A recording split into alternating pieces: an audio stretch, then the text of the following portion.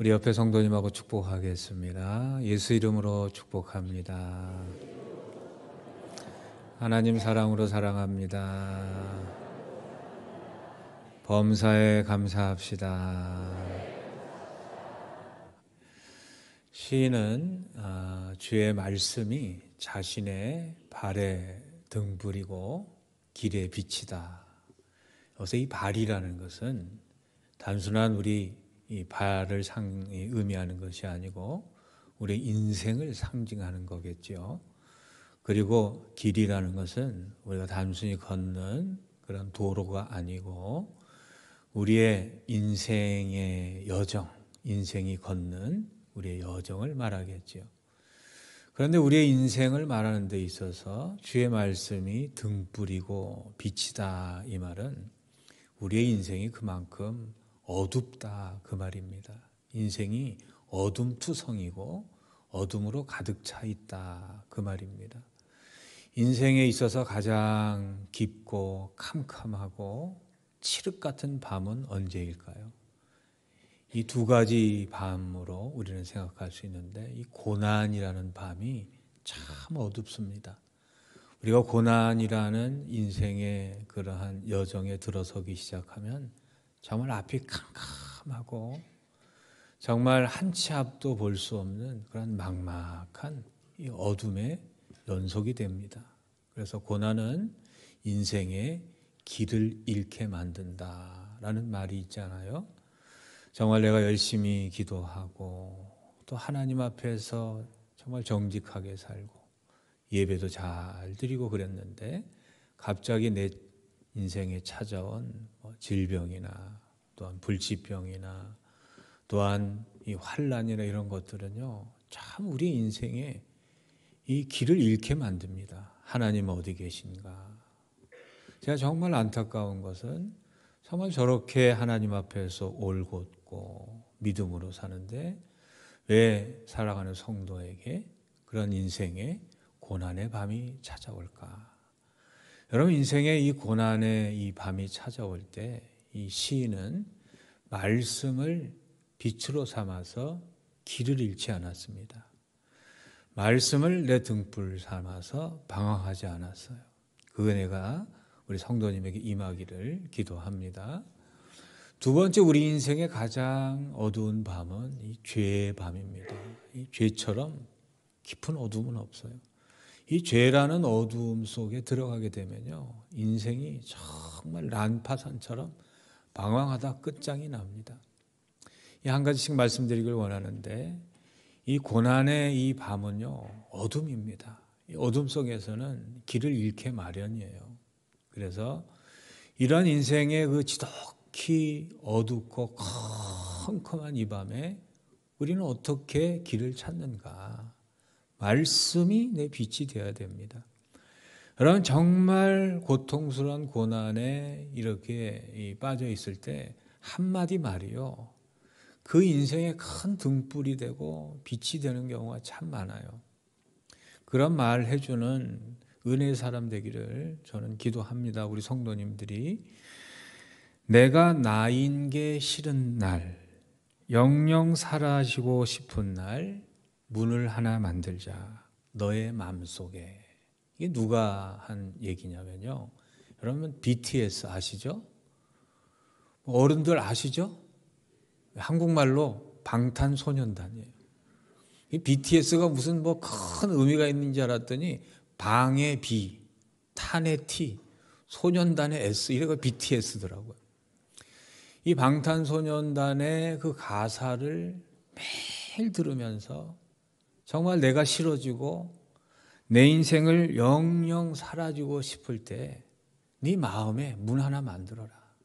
그 문 열고 들어가면 새로운 세계가 열릴 거다 하는 그 말에 힘을 얻고, 그래 내가 회복할 거야. 한마디 말도, 이 한마디 가사도 이렇게 힘을 주는데 하나님 말씀이 얼마나 큰 힘이 되겠습니까? 하나님 말씀은요, 지독한 인생의 좌절과 고난의 어둠 속에서 우리 인생의 이 방향을 좋은 곳으로 인도하는 빛입니다. 에스겔서 16장 6절에 보면 내가 내 곁으로 지나갈 때 내가 피투성이가 되어 발짓하는 것을 보고 내게 이르기를 너는 피투성이라도 살아있으라. 다시 이르기를 너는 피투성이라도 살아있으라. 이 말씀은 하나님의 말씀을 듣고 내가 비록 피투성이처럼 너덜너덜 엉망진창이 되었으니 살아있는 그 자체가 하나님 안에서 의미구나. 정말 어려운 시절을 우리 성도님이 살고 있는데 혹시 빚으로 인해서 고통스럽고 고난스럽고 힘드신 분들이 계실 거예요. 그래도 살아내십시오. 하나님의 명령입니다.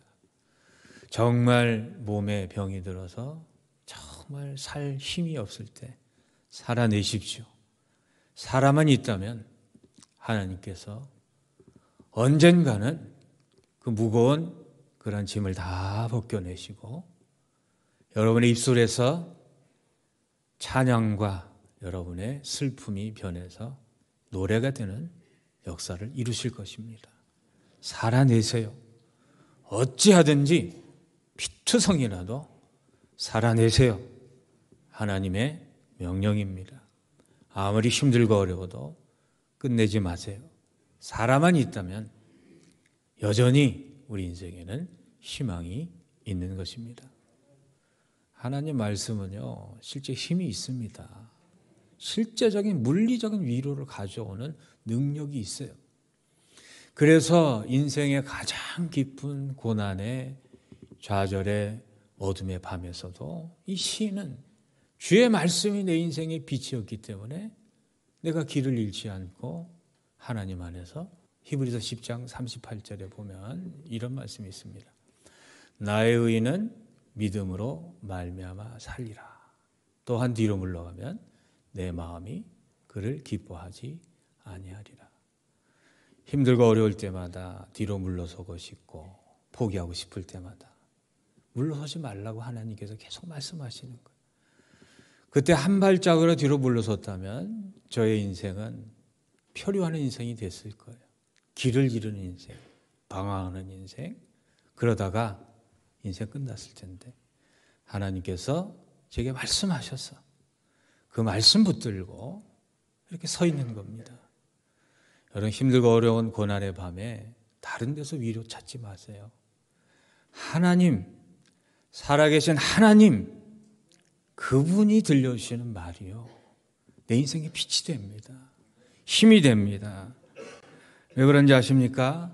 하나님의 말씀은요, 마른 뼈도 살아나게 하는 능력이 있어요. 실제 그렇습니다. 에스겔 37장 4절에 보면 또 내게 이르시되 너는 이 모든 뼈에게 대언하여 이르기를 너희 마른 뼈들아 여호와의 말씀을 들을지어다.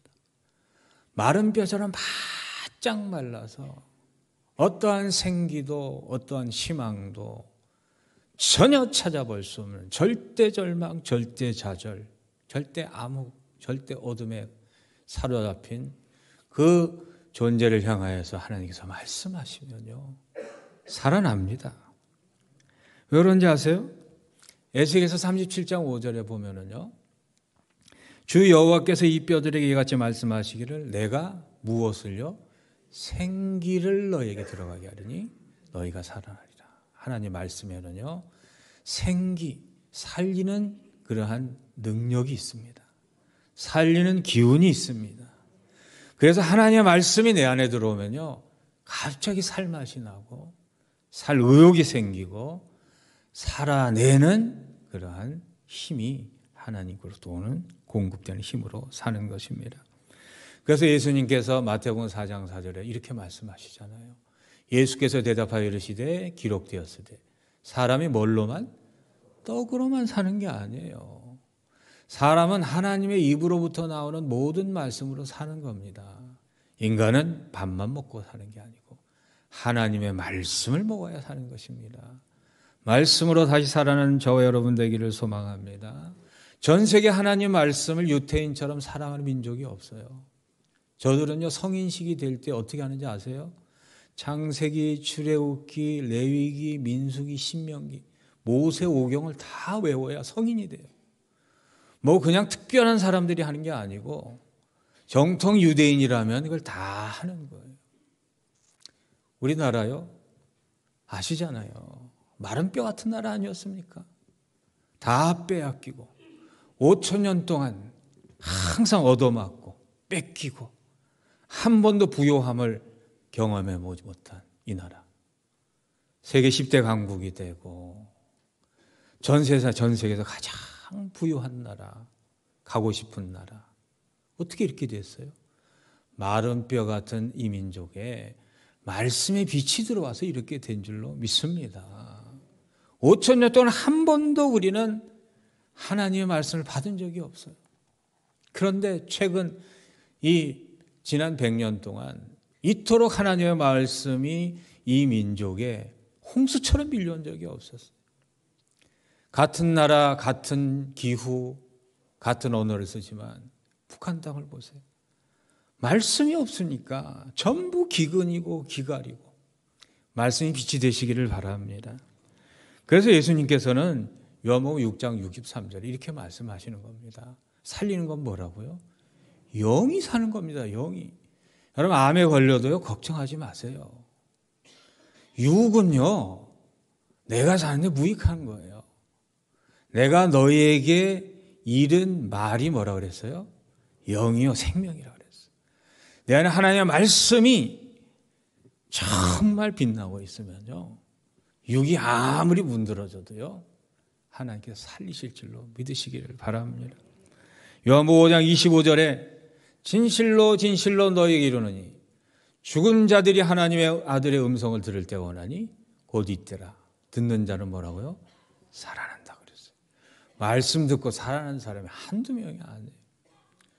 사랑하는 성도 여러분, 하나님 말씀 듣는 거는요 이 세상의 어떠한 듣는 행위보다 가장 소중한 행위예요. 이 말씀 듣는 것을요 정말 소중히 여기시고 귀히 여기시는 저와 여러분 되기를 기도합니다. 그러니까 하나님의 백성은요 어디를 가는지 이 말이 사람을 살린다면요 좀 살리는 말을 좀 해주세요. 고통과 좌절과 어둠에 있는 사람한테 잔인한 말로 그렇지 않아서 힘든 인생에 더 고통스럽게 하지 마시고 좀 살리는 말, 위로의 말 하시기를 바랍니다.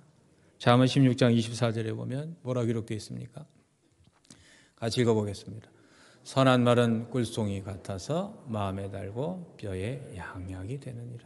좀 말씀을 하실 때 우리 마천세계로 교인들은요 생각을 하고 말씀을 해주시기를 바랍니다. 이 말 한마디가 어떤 사람에게는요 죽음에 이르게 하는 말일 수 있어요. 그렇지 않아도 낙심하고 고통하고 좌절스러운데 그 말 한마디 때문에 그나마 살아있는 그 소망의 빛까지 완전히 소멸해버려요. 정말 잔인한 말이죠. 위로는 해결 능력이 아니고 공감 능력입니다. 사람이 무슨 해결을 하겠습니까? 해결한다고 나서가지고 더 엉망진창 만드는 게 우리 인생 아닙니까? 해결은 못하더라도 우리 누구나 공감할 수는 있어요. 누군가 말을 하면 그 사람 입장에 대해서 한번 공감하려고 애를 한번 써보세요. 그 자체가 가장 큰 위로가 될 줄로 믿습니다. 이 두 번째 가장 큰 어둠이 뭐라고요? 죄의 어둠이에요. 여러분 아무리 찬란하게 빛나고 있다 할지라도 다윗의 인생이 얼마나 영광스럽고 찬란하게 빛났습니까? 그런데 죄의 길에 들어서니까 순식간에 그 인생이 어둠의 인생이 되는 거예요. 여러분 아무리 여러분의 인생이 지금 빛나고 있어도 죄의 길로 들어서는 그 순간에 어둠이 시작이 되는 거예요. 이 죄라는 게 뭡니까? 이 죄는 생명이 있습니다. 잘 들으시길 바랍니다. 죄 가운데 있음에도 불구하고 교회에 나오게 하신 건요 하나님이셔요. 왜냐하면 여러분 살리려고 지금 부르신 거예요. 죄가 뭔 줄 아세요? 죄는요 영적인 암세포입니다. 야고보서 1장 15절에 보면요 욕심이 잉태한 즉 죄를 낳고 죄가 장성한 즉 사망을 낳느니라. 바늘도둑이 소도둑 되는 것처럼 별것 아닌 것으로 시작했는데 결국에 가서 한 것은 나를 죽이는 거예요. 정신 똑바로 차리시고 말씀으로 죄를 해결하시고 다 소멸하는 이 시간 되기를 주의 이름으로 축복합니다. 다윗 보세요. 처음에는 흘킬끝 그냥 우연히 한 여인의 목욕하는 모습을 봤는데 그것이 계속 발전을 합니다. 죄는요 내 안에 들어오는 나를 죽이는 영적인 암세포예요. 암세포가 뭡니까? 내 안에 들어와서 지 멋대로 자라는데 내 세포인데 내 말 안 듣는 세포가 바로 암세포예요. 죄는 내 안에 들어와서요 제 멋대로 활동하다가 나를 죽이는 세포예요.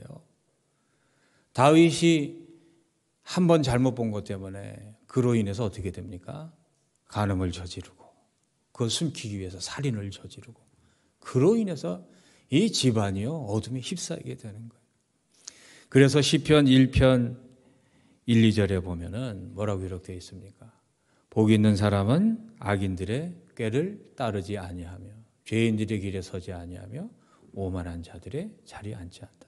이 죄라는 게 따르다가 걷다가 앉게 되는 겁니다. 10월 마지막 주는요 항상 종교개혁주일입니다. 마틴 루터가 뭐라 그랬습니까? 로마서 1장 17절에 보면은 복음에는 하나님의 의가 나타나서 믿음으로 믿음에 이르게 하나니 기록된 바 오직 의인은 믿음으로 말미암아 살리라. 할렐루야. 이 정말 죄의 어둠 이길 수 있는 건요 하나님의 말씀에 빛이 들어올 때 어둠은 떠나가는 거예요. 암을 어떻게 치료합니까? 요즘에 빛으로 치료합니다. 요즘에 기계가 얼마나 좋은지요. 그걸로 암을 이렇게 계속 비추면요 암이 형체도 없이 사라진대.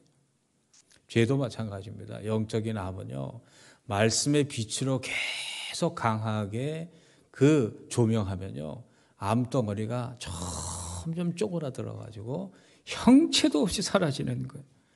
죄의 생명력이 줄어가는 사람, 말씀의 빛으로 사는 사람인 줄로 믿습니다. 암세포의 방사선 빛으로 쬐어서 죽이듯이 내 안에 자라고 있는 이 죄의 암은요 하나님의 말씀이 들어갈 때 사라지게 되는 것입니다. 말씀이 얼마나 소중한 것인지 몰라요. 말씀을 가까이 하시기를 바랍니다. 죄 중에서 가장 큰 죄가 뭐냐? 시편 1편 1절에 보면 이 꾀를 쫓다가 걷다가 앉는데 무슨 자리에 앉는다 그랬어요? 오만한 자리에 앉는다 그랬어요. 여러분 죄의 정상이 어디냐? 죄의 길을 따라가다 보면요 죄의 꼭대기에 다다르게 되는데 그게 교만이에요. 죄의 최고봉이 뭐냐면 교만이에요. 교만처럼 우리 인생을 망하게 하는 게 없어요.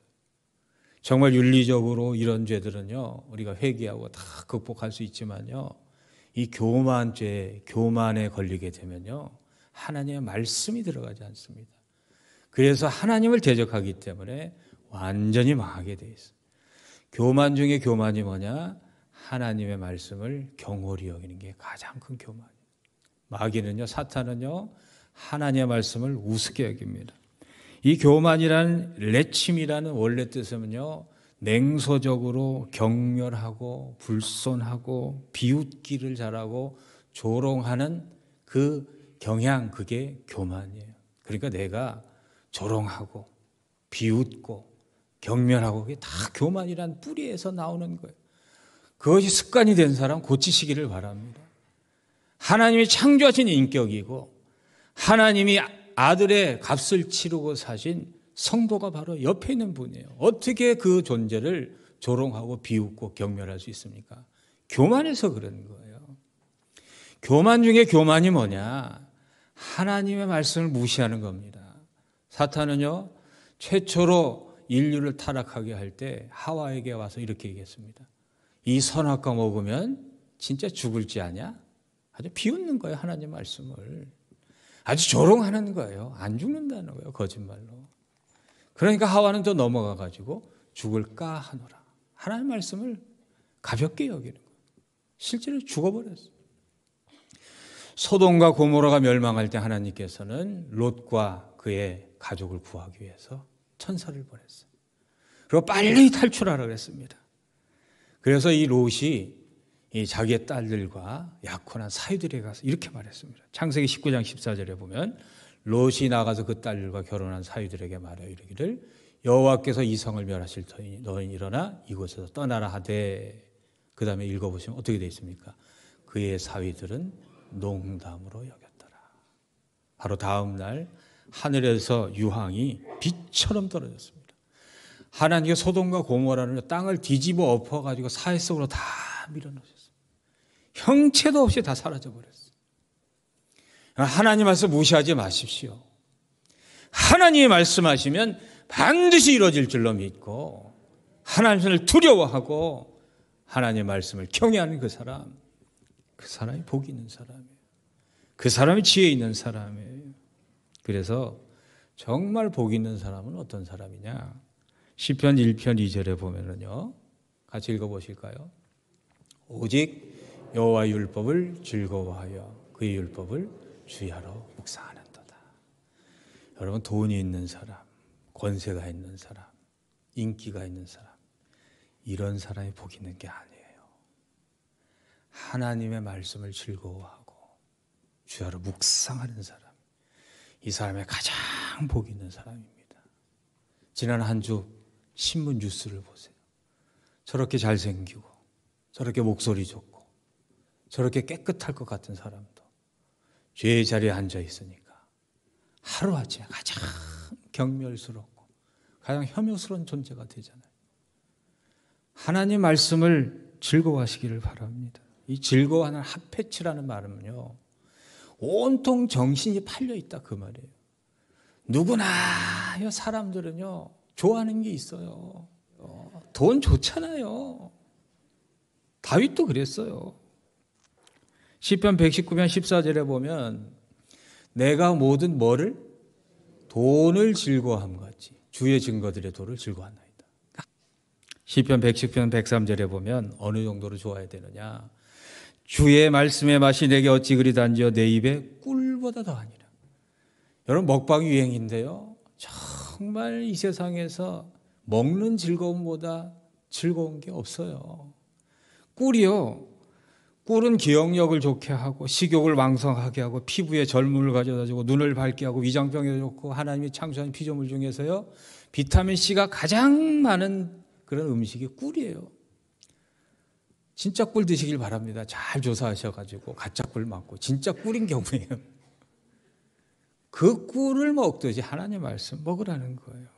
그러면 어떻게 되느냐? 시편 112편 1절 2절에 보면 할렐루야 여호와를 경외하며 그의 계명을 크게 즐거워하는 자는 뭐가 있도다?